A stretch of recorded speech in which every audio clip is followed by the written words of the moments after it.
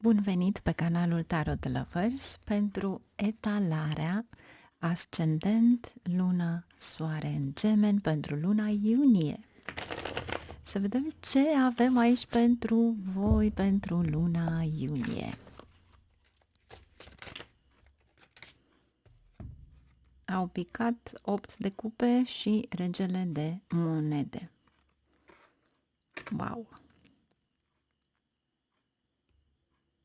Ceva toxic. Ceva la care poate v-ați pierdut răbdarea și calmul. Sau dacă ai devenit încrezător după ce ai avut puțin succes, acum a venit un flux. Pentru că acel flux vine, pleacă și în momentul acela parcă simți că totul se năruiește. Nu, ai răbdare. Rămâi așa cum ești, disciplinat la locul tău de muncă, pentru că stabilitatea financiară este. Ai regele de monede. Este ceva emoțional. Iar dacă eventual nu te înțelegi bine cu șefii, ia o vacanță.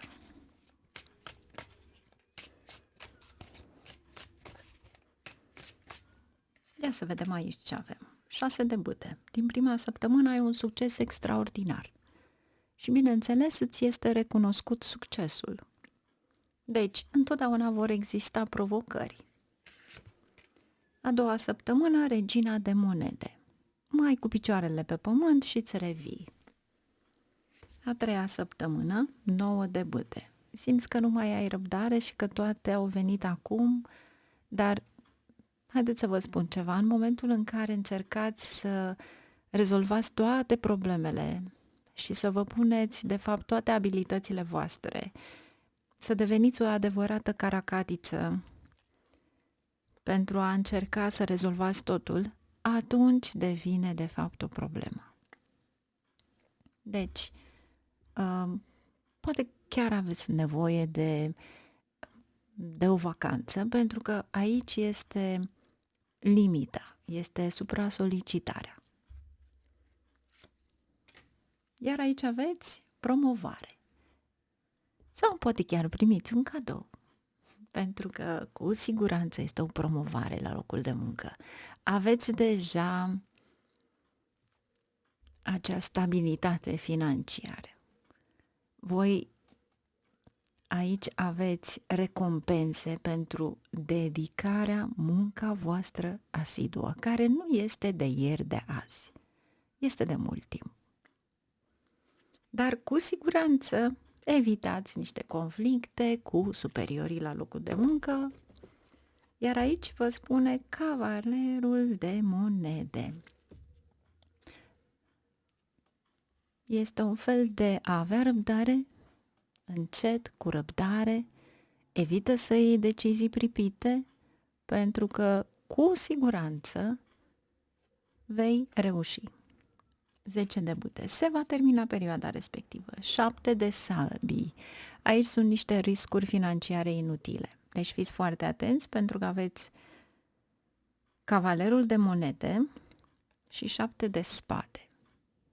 Aici nu sunt niște investiții sigure, da? Dar totul se va termina încet, încet. Și justiția este în favoarea voastră. E o perioadă în care poate că acea supra-solicitare vă spune de fapt să luați o mică vacanță. Să vedem ce avem aici pentru voi. 6 de bâte. 4 de cupe și împărăteasa. O dezamăgire emoțională. Vedeți, mulți dintre noi poate la locul de muncă suntem atrași să avem o relație mult mai, cum să-i spun, mai apropiată cu managerii, cu șefii, devenim prieteni. Aici vi se spune că nu trebuie să o faceți pentru că fiecare are o limită. pui o limită la asta. Împărăteasa este abundența și atunci trebuie să înțelegi că în momentul în care tu lucrezi pentru cineva, tu devii de fapt acea Venus care îi ajuți să aducă bani. Odată ce compania ta, serviciul tău face bani, înseamnă că faci și tu bani. Dorindu-i binele, îți dorești și ție binele. Dar cu 4 de cupe ești dezamăgit pentru că poate nimeni nu recunoaște munca pe care tu o depui. În schimb, dacă eventual lucrezi cu rețele de socializare, să știi că, într-adevăr, vei avea un câștig neașteptat. Este o creștere financiară pentru că Venus va aduce, de fapt, bani cash, lichizi. Plus, poate unii dintre voi în prima săptămână încercați să faceți curățenie în casă și veți da cu var total alb în casă. Nu vă sfătuiesc pentru că în vastul nu este excelent lucrul acesta. În momentul în care nu știi harta și nu știi dacă Venus la tine are o poziție bună și nu știi dacă pe tranzitul respectiv nu-ți aduce ceva care de fapt îți ruinează. E bine să folosiți mai bine un crem deschis, chiar dacă vreți să zugrăfiți toată casa și atunci Venus va fi binevenită pentru că îi place mirosul de curățenie. Deci pentru cei care se gândesc, pentru că asta este imaginea respectivă. A doua săptămână, regina de monede. 9 de săbii. Știți cum este? Gânduri la care nu au o susținere, e ceva la care vă gândiți constant, aveți un stres anume, dar nu e o bază. Iar diavolul este conștient că vă aduce un stres atât de mare încât nu puteți nici măcar să dormiți. Și asta pentru simplu fapt că va intra ceva în minte, dar nu realizați că logic, de fapt, totul se poate rezolva chiar prin manifestare. Ceea ce vrea să-ți spună este să încerci pe cât posibil, să nu faci o confuzie sau un haos în capul tău, pentru că acele gânduri efectiv se vor transforma în ceva în care îți aduc foarte, foarte mult stres. Aici îți spune de fapt să dai la o parte acel moment în care să cazi în capcana diavolului. Ce vrea să ne spună diavolul? Voi, cartea voastră. Este de fapt felul în care vă spune în ce direcție veți merge. Alege. Vrei să fii stresat sau pur și simplu să manifesti, să atragi o energie bună? Dacă tu vrei lumină divină în casa ta, înseamnă că trebuie să atragi acea lumină divină. Ce ar trebui să știi?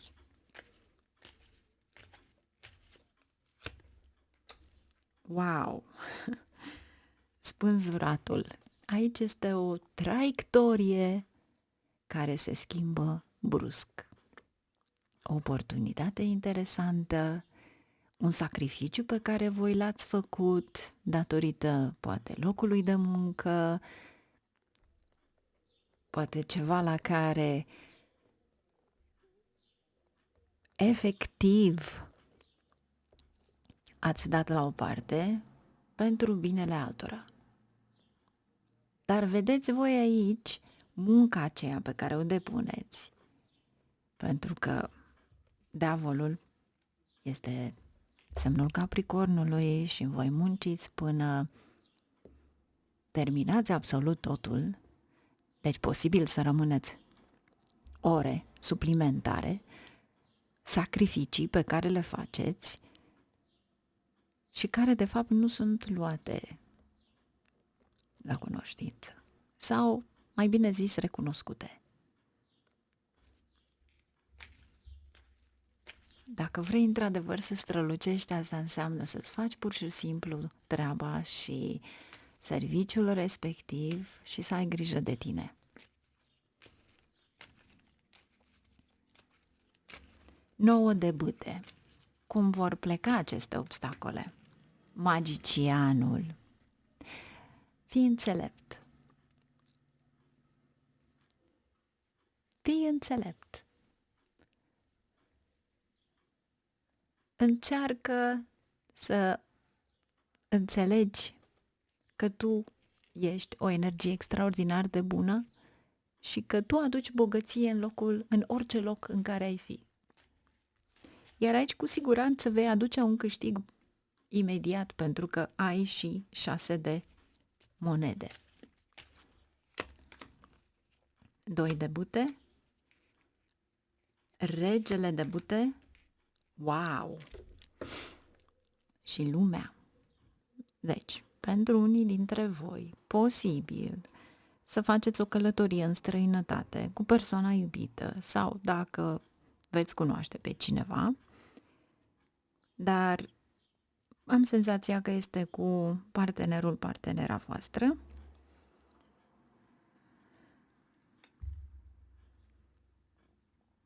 Și ceea ce văd aici este de fapt ceva care se leagă de spiritualitate. Ceva la care v-ați dori foarte mult. Pentru că aici este magia înțeleptului. Ce vrea să ne spună lumea? 3 de spade. Atunci când voi simțiți că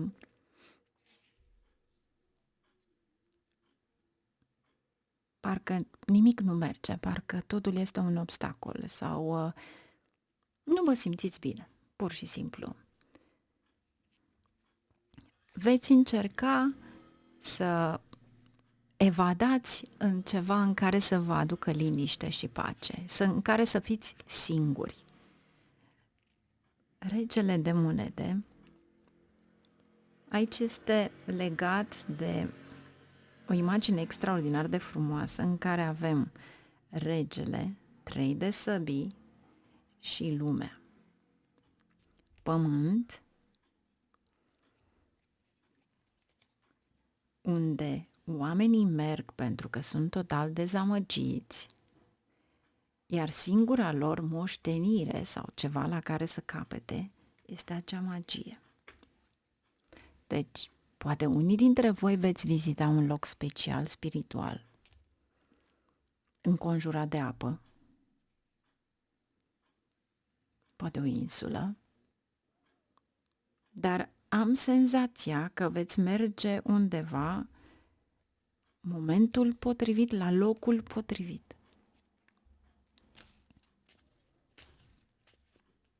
6 de monede, 7 de cupe, 2 de monede, 2 de săbii. V-aș spune că dacă doriți într-adevăr să strângeți bănuții, asta înseamnă să faceți economie. Pentru că 2 de monede ne spune de echilibrul financiar. 7 de cupe ne spune de un câștig efemer, care nu se știe dacă va veni. Dar 2-ul acela de spade nu este neapărat o alegere. Aici îți spune că vei fi promovat posibil la locul de muncă unde vei scăli o hârtie. E o oportunitate interesantă. Parcă lucrezi într-un alt loc sau într-un loc mai bun. Sau, posibil, să ți se dea o putere de autoritate la locul de muncă.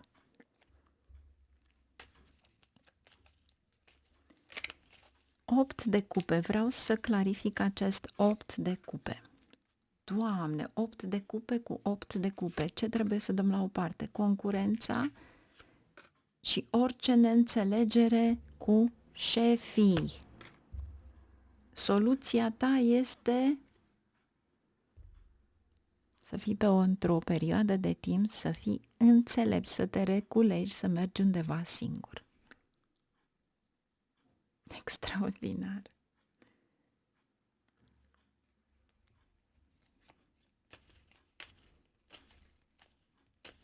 Deci poate că unii dintre voi chiar aveți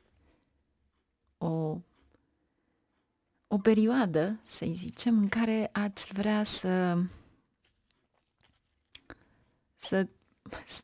ați vrea știu eu, să poți să dispari, poate, pentru o perioadă de timp. Îți dorești acest lucru, Regina de Spade, și ai dreptate. Iar pentru unii dintre voi, 8-ul acela de monede, să știți că în momentul acela, cei din jur își dau seama că dacă tu nu ești prezent, nu au posibilitatea să încheie ceva sau să facă, au mare nevoie de ajutor.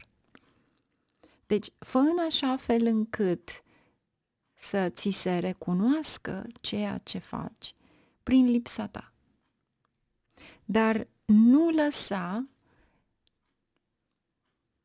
ceva la care tu lucrezi ca o planificare sau un plan sau ceva la care tu lucrezi, nu lăsa pe alții să termine acel ceva, pentru că treiul ăsta de spade îți spune că nu vor ști, vor încurca toate lucrurile și vei avea o muncă dublă în urma la ceea ce este. În loc să rectifici, va trebui să reiei de la bun început. Iar aici îți spune că folosește cuvinte diplomatice,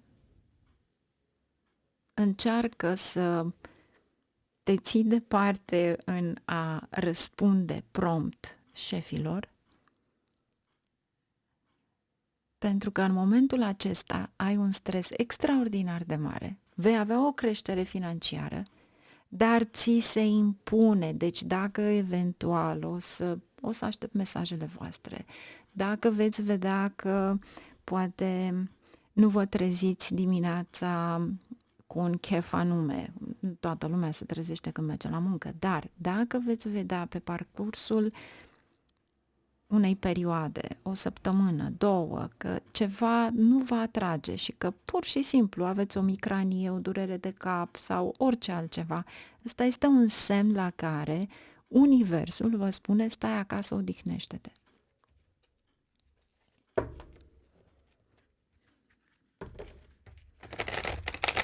Vom vedea și horoscopul care va fi pe Astrovedic, horoscopul pentru iunie,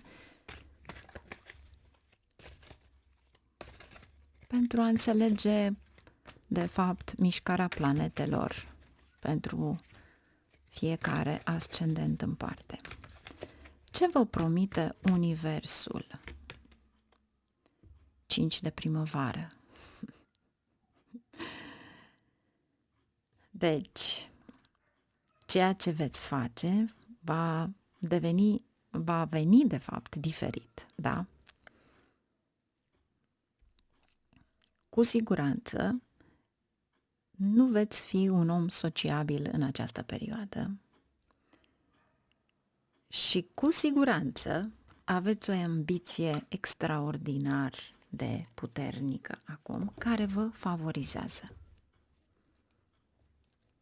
Dar încă o dată, ceea ce faceți voi nu amestecați și nu dați la alții, pentru că nu este pe înțelesul tuturor. Nu este ceva negativ în momentul în care știi că persoana respectivă nu va duce la bun sfârșit ceva la care ai început și poate că va avea alte consecințe. Ai răbdare. Așteaptă timpul potrivit, mergi undeva unde efectiv să te odihnești. 10 de vară. Cu familia, cu prietenii, cu oamenii în care tu ai încredere și în care vrei pur și simplu să ai niște momente de liniște în iunie.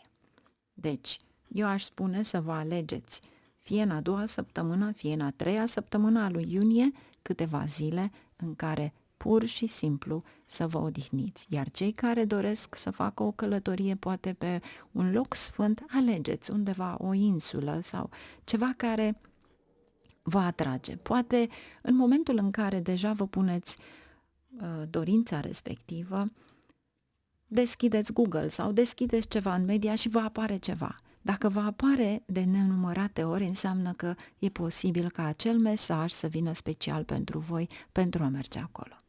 Eu vă doresc o lună frumoasă, numai bine, la revedere și lăsați mesaje până la sfârșitul lunii să vedem dacă într-adevăr rezonați cu ceva din această etalare. Vă mulțumesc, la revedere!